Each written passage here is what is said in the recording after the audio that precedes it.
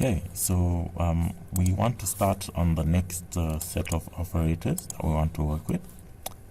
I did not work with them in any particular order, but I feel these also are assignment operators. They could have come before the previous operators, but we can learn about them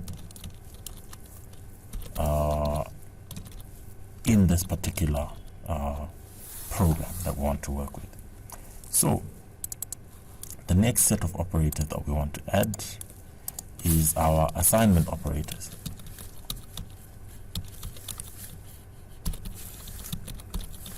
So already we've discussed and said our equal sign is our assignment operator, whereby it gives a value to,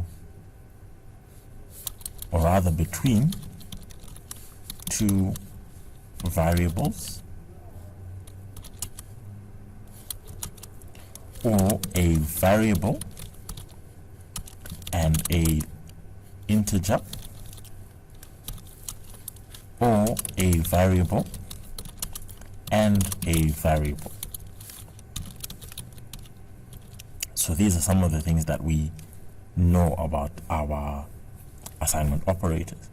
But what it also then means now is we can be able to play around with our operators and maybe put an arithmetic value to it, okay, whereby we are then saying on top of assigning, we can then be able to do the following. Let's say we want to add and assign.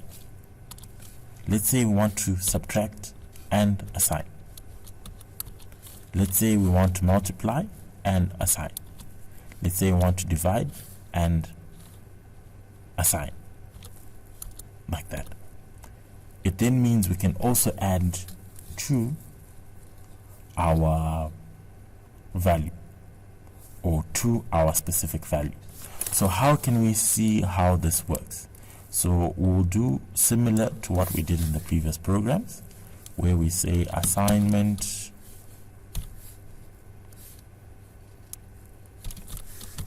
operators. Okay, and in this particular case we can work with a single variable which we can name as num,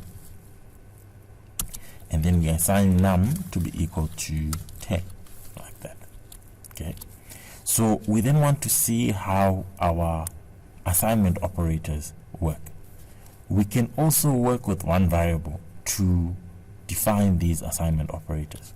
So we can say num plus equal to num. Okay, that's the first value. We can also say num minus equal to num. We can also say num multiply equal to num. We can also say num divide equal to num, like that. So at each of these particular stages we can get the value of num, where it's just simply printf. We then want to get the value of num, where num equals %d. We put a new line, we put a comma, we put our num. Okay, so this applies to all these assignment operators, and these assignment operators give us specific values. So when we start the program, num is not equal to anything but 10, and then if we add these assignments, we should be able to get different values for num. So let's run it and see what it gives us. We'll actually now realize that in the first instance we are saying 10 plus 10 gives us 20.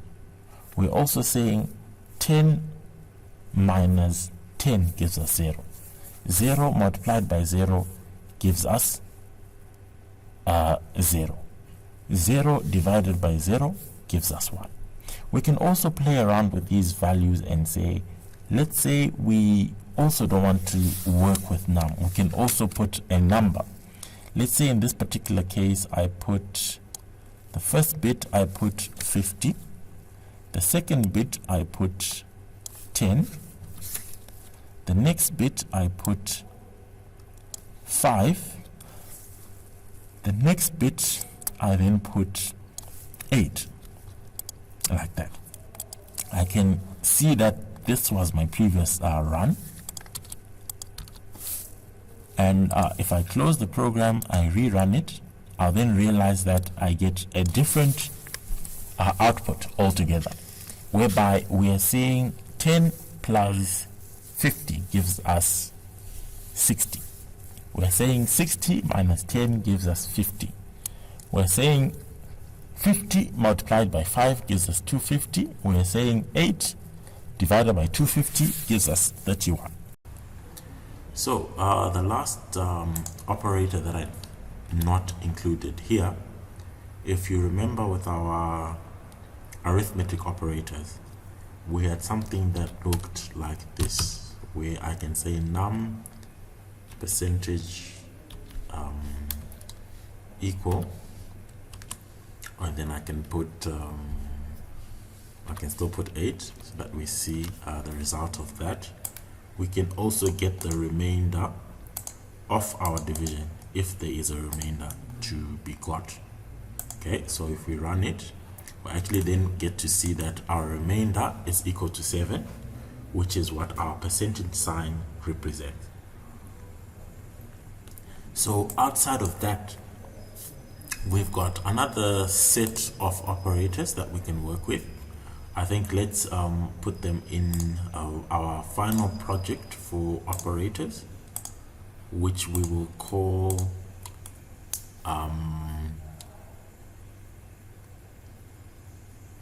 Tenari and Bitwise operators. The reason why we are doing this is I will explain in a moment. So this then becomes our project, and let's actually explain the two differences in these operators. So we've got Tenari, as some may call them, but we can work with the names whichever way we want to work with. We can actually have a plus plus, we can have a minus minus. So plus plus simply means increment value by 1, and then the next one simply means decrement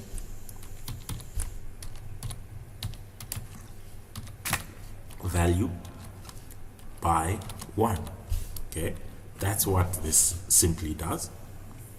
Then for our bitwise, these simply can alter the values in terms of bits. Okay. So in other words, we'll then be trying to change the value of each and every element that we've got. And these are as follows. We've got an ampersand, we've got our straight line, we've got our double less than, with our double greater than, we've got the curly sign, we've got that sign. I'm not sure what these two signs are called, but these are the bitwise elements that we can work with. So how can we then get these working? Would now need to put them in our code, or to have them running within our code. So we'll start by giving our values. Let's say we've got int n and p, where n is equal to 5 and p is equal to 7. So we want to see how each of these operators work. So we can start with the ternary plus plus. So we can say n plus plus, we can say p plus plus, like that. So in other words, if we put plus plus, we change the value, or rather let's put minus minus for the second one, and then we can put it in one printf statement, which will be printf. We then want to give n equals %d and p equals %d. We put a new line, we put a comma, n, put a comma, we put our p, put a semicolon.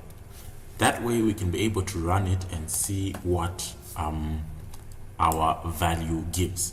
So we get 6 in both instances, because we are saying if we say 5 plus 1, we get 6. If we say 7 minus 1, we also get 6. So in other words, that's how we can work with our plus plus or minus minus. However, we can also be able to use our plus plus and our minus minus within our printf statement. Okay, so I can copy this,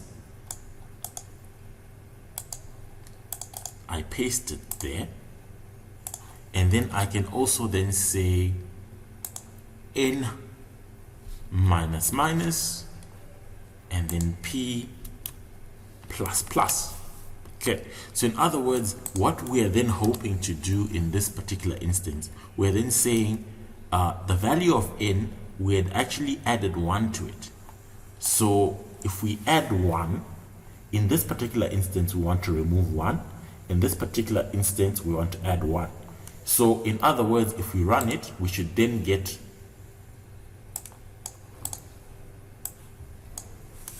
our answers in the correct order. But when we run it, we then get to see we are not getting the answers that we are hoping for. And the main reason comes to how these operators are limited. They are limited in the instance that the moment we print our n and our p, we get 6 and 6. The second time that we print, we don't get 6 and 6 because we have not changed what our n and our p was equal to. Okay, to see what that then means, let's copy this line 10. We copy it, we paste it after that particular line, we paste it, and then when you run it, you actually then get to see after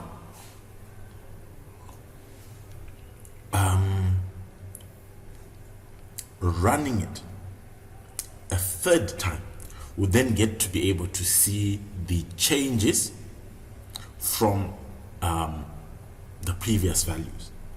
The main reason being, the moment we put our minus minus after our value, it means it's going to increment after the variable has already been changed. So in other words, we won't get to see the change in line 11 because line 11 has not been changed. We're saying we're changing these after the variable. So if they come before the variable, then we'll be able to change them at that particular point in time. So what that then means is, if we were to paste the variables a fourth time, okay, we can put our minus minus before our n, we can put our plus plus before our p, and in this particular case we've got 5 and 7. If we've got that running in the fourth cycle, we should see a change.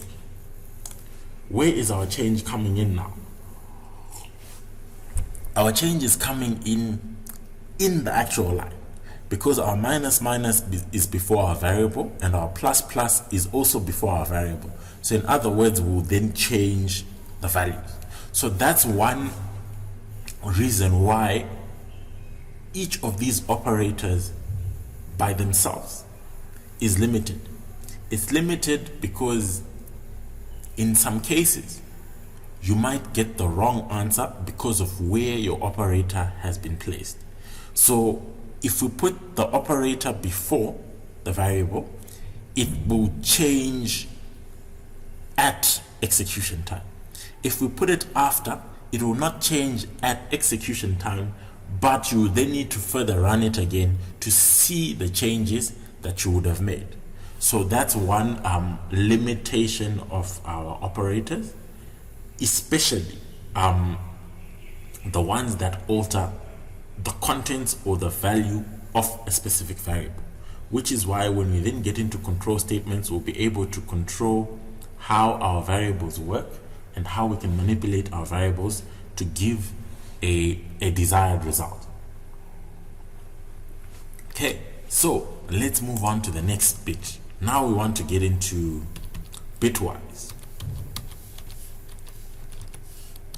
And Bitwise, simply put, would be variables that or rather operators that changes the bits themselves, not the actual numbers. So no, that wasn't very clear. I'll take that again. The bitwise changes the component of the number into a new value. Okay, so let's say we want to put the first value. Okay, let's put a new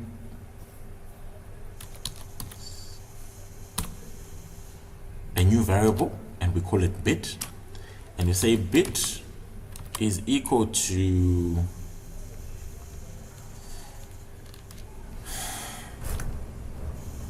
n and p, like that. Right? What this then means is if we run our bit, we should see a different value. Let's just see bit, and I'm hoping I did not make an error in my code. And then we put a bit. Let's see how it goes.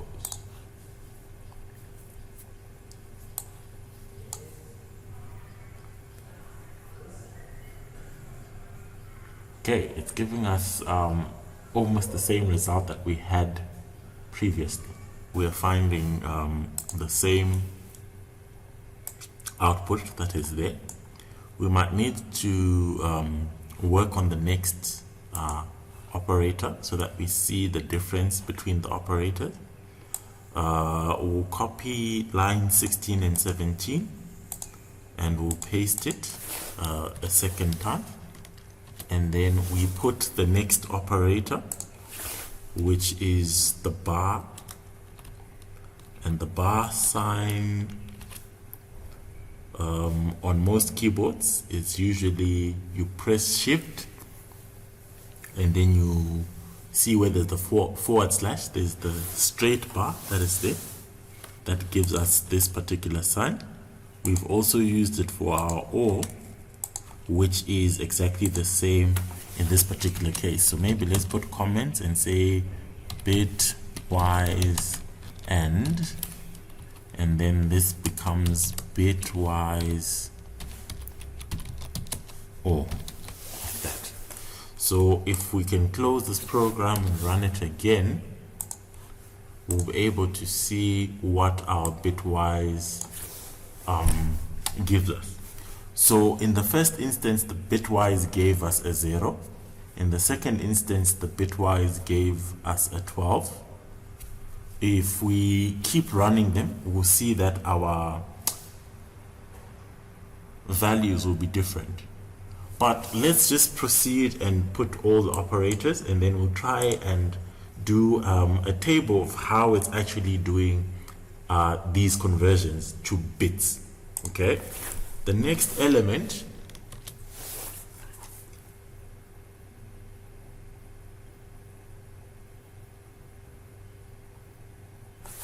now, what happened here?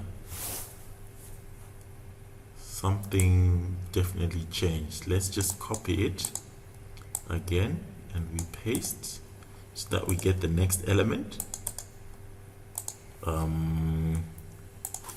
So this was bitwise or. Let's see what we had. We want to shift to the left and to the right. So this is a left shift operator. So to actually use this one, we want to say bitwise left shift, and our left shift is as follows. To do our left shift, we then need to do the following.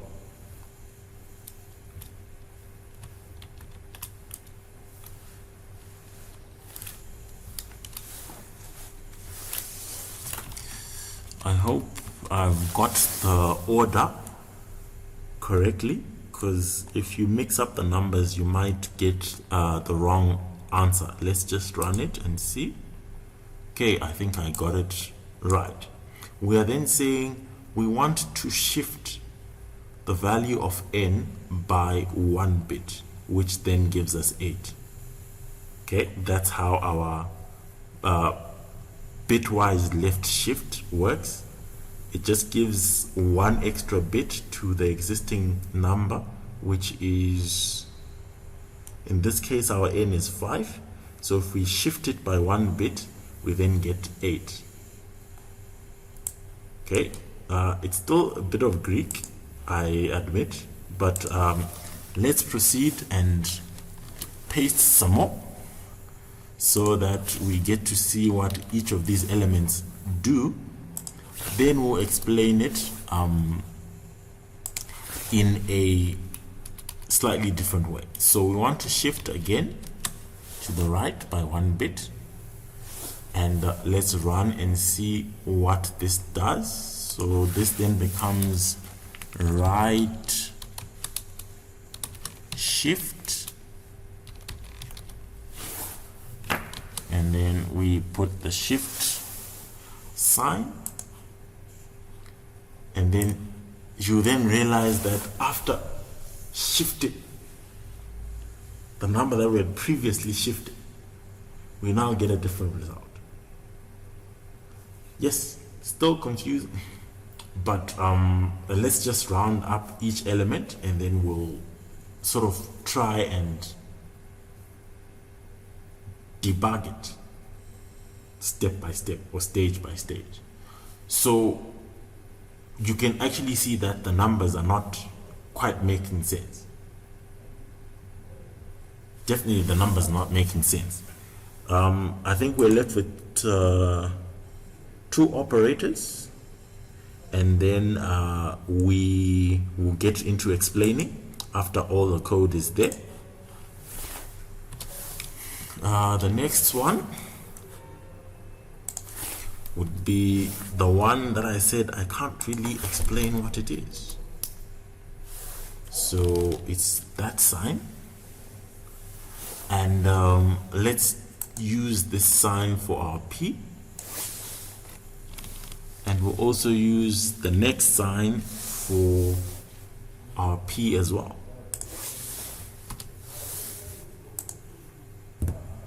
Okay, so this simply gives us this. Okay, it's giving us something totally different, totally different. After using this sign, we get our -9, which is fine. Let's go to the last element, and then we work out how this is done. Okay, we do the same for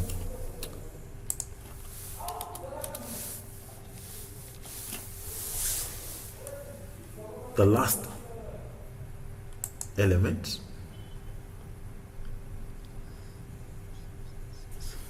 I think this one needs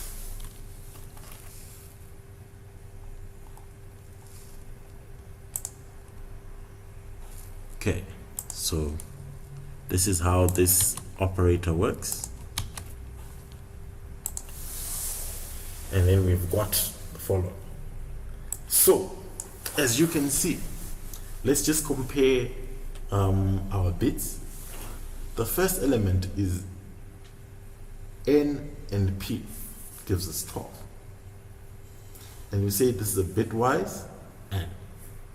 The next one is a bitwise OR, and it gives us a 12.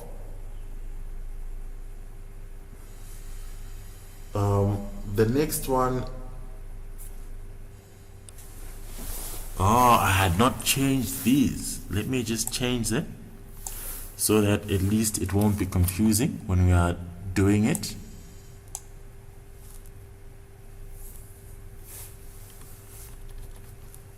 Because I was getting a bit confused trying to explain without knowing what each element does or what each element is. I think like that would be done. Okay, so we're saying this is a bitwise AND, this is a bitwise OR, this is a bitwise left shift, a right shift, that sign over there, and this sign over here. So what in essence we are doing is we are converting our numbers into binary. When we then convert the numbers into binary, we are then trying to get the binary version of the two numbers. So in other words, it could be adding, it could be subtracting, it could be changing the bits altogether. Okay, I might need to have a separate lecture where I'm explaining how these work. I had not prepared to actually give you how they work, but I think in the next lecture, or in a lecture that is to follow, I'll explain how the bits themselves are converted from one state to the other.